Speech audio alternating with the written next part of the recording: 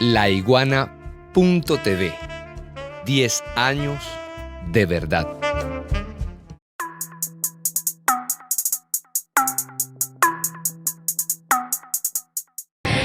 Nuestro compañero Miguel Ángel Pérez Pirela, quien hoy saludamos con un gran abrazo también, su ponencia sobre la Guerra Mundial 2.0, la comunicación política digital en medio de censuras planetarias, pero quiero de inmediato saludar también a todo el panel.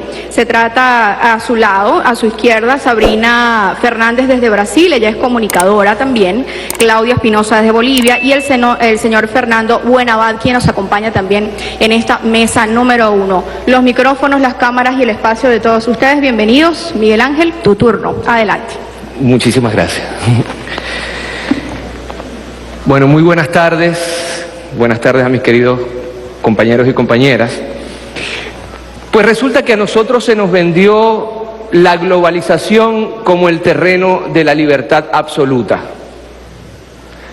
Pues resulta que a nosotros se nos vendieron los medios de comunicación hegemónicos occidentales como la única forma de comunicación posible.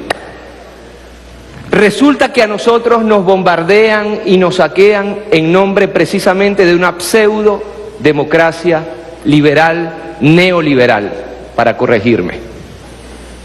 Y resulta que nos despertamos hace poco más de un mes y nos dimos cuenta que sin más se nos cercena nuestro derecho a informarnos a nivel planetario. Y nos damos cuenta, amigos y amigas, que estamos frente a un golpe de Estado mediático mundial. Y sin siquiera sonrojarse, sacan a RT, sacan a Sputnik, todo claro está en nombre de la democracia. Pero resulta que hoy es 12 de abril y que lo que se está haciendo a nivel planetario a nosotros ya se nos hizo en este país. Un día nos despertamos con un presidente, Hugo Rafael Chávez Frías, secuestrado. Un día nos levantamos y al querer informarnos sobre lo que está sucediendo, sucede exactamente lo mismo que con el caso mundial que acabo de mencionar. Habían solamente comiquitas. Y todo el mundo, en las élites hegemónicas, comunicacionales y políticas de este país, para entonces, fingió demencia. Y ahí se dio un hecho fundamental, diría yo, sin ánimos de ser chauvinista, inédito. Comenzó el pueblo venezolano a organizar una comunicación política de resistencia en tiempo real. Y en solo 24 horas, del 11 de abril al 12 de abril, ya el pueblo se había comunicado entre el mismo pueblo lo que estaba sucediendo y que estábamos en medio de un golpe de Estado y que el presidente estaba secuestrado.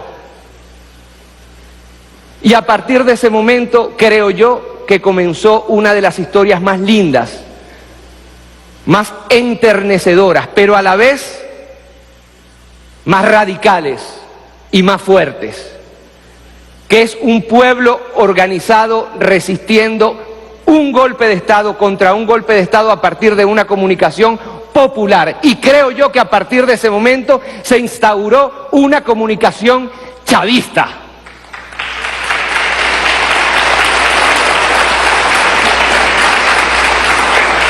Una comunicación que ya no va a tocar educadamente el timbre de los medios hegemónicos, prensa, radio, televisión de la época, sino que sabe que solamente a partir de la organización comunicacional, que es una organización política, que es una organización de contenido y que es una organización de sentido, podíamos salir de esto. Y sí, Venezuela tiene el triste récord de haber sido el primer país que sufrió un golpe de Estado mediático. Es verdad. Pero también es cierto que Venezuela también es el primer país que resistió de forma eficiente y popular y comunicacional a ese golpe de Estado.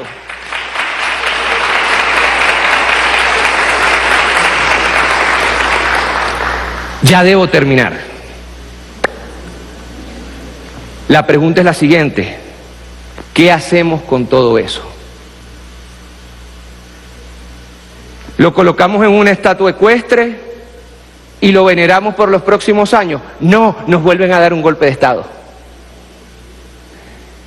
¿Qué hacer con todo eso después de 2 años y medio de pandemia? Porque hablar de comunicación ahora, después de 2 años y medio, querido profe Abad, y no tomar en consideración que todo cambió y que ahora se digitalizó la comunicación, como muchos habían previsto antes de la pandemia, ¿qué hacer con esa experiencia y cómo traducirla al plano digital, al plano comunicacional y aún más?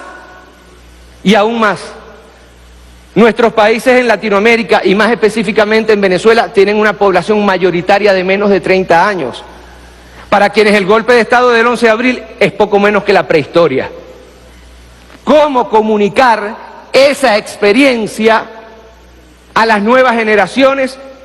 No solamente en términos de contenido, no solamente en términos de historia, sino también de herramientas comunicacionales 2.0 para que nosotros podamos hacer del 12 de abril, día en el cual el pueblo fue a reclamar por el comandante Chávez, una metodología de comunicación política de los movimientos populares a nivel planetario.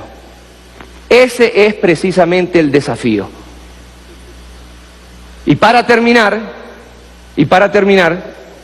es necesario decir y plantear un último elemento. Si antes nosotros pensábamos que el dueño de la radio, el dueño de la televisión y el dueño de la radio, televisión y prensa eran los que tenían la hegemonía, ahora les tengo una muy mala noticia.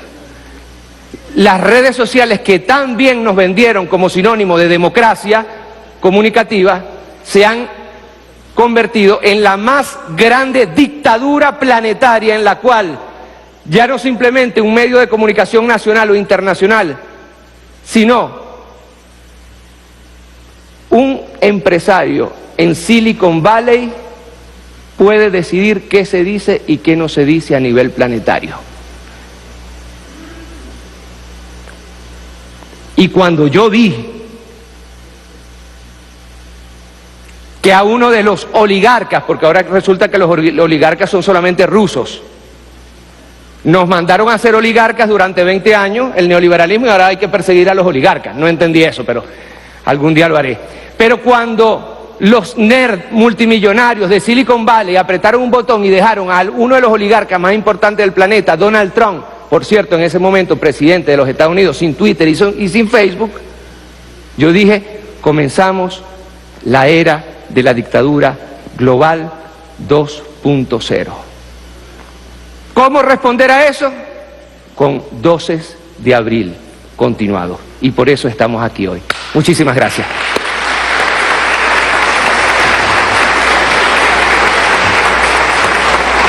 Gracias, Miguel.